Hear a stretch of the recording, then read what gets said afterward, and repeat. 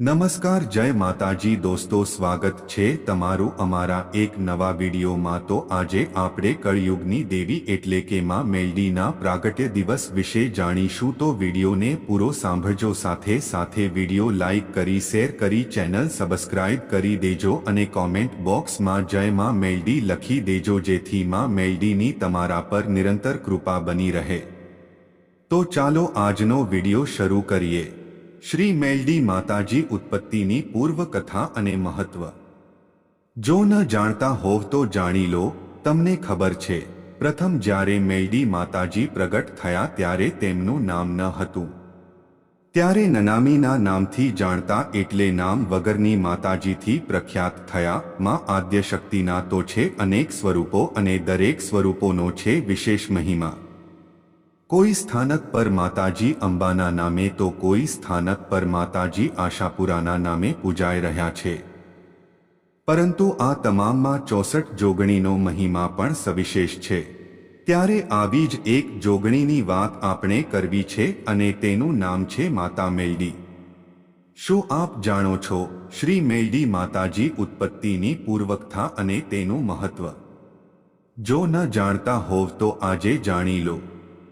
અમે આજે જણાવી રહ્યા છીએ માતા મેલડીની ઉત્પત્તિની પૂર્વકથા। માતા મેલડીની ઘણી બધી લોકકથા પ્રચલિત છે, તેની ઉત્પત્તિની અલગ અલગ કથાઓ પણ છે, પરંતુ પ્રથમ જ્યારે મેલડી માતાજી પ્રગટ થયા ત્યારે તેમનું નામ ન હતું। ત્યારે નનામીના નામથી જાણતા, એટલે નામ વગરની માતાજીથી પ્રખ્યાત થયા। એક લોકકથા પ્રમાણે એક રાક્ષસ અમરૈયા દૈત્યના ત્રાસથી છુટકારો અપાવવા માટે જ્યારે નવદુર્ગા આ દૈત્યને મારવા માટે ગયા ત્યારે એ દૈત્ય ઘણો શક્તિશાળી હતો। તેણે નવદુર્ગા સાથે ઘણા વર્ષો સુધી યુદ્ધ કર્યું। છેવટે તે રાક્ષસ થાકીને આ દેવીઓથી બચવા માટે ભાગવા માંડ્યો। ભાગતા ભાગતા તે પૃથ્વીલોક પર સાયલા ગામના સરોવરમાં છુપાઈ ગયો।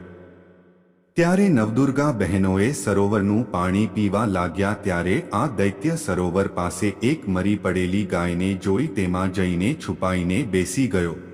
ત્યારે છેવટે નવદુર્ગાએ ભેગા મળીને અમરૈયા દૈત્યને મારવા માટે એક યુક્તિ વિચારીને એક શક્તિરૂપે દેવીને પ્રગટ કરવાનું વિચાર્યું।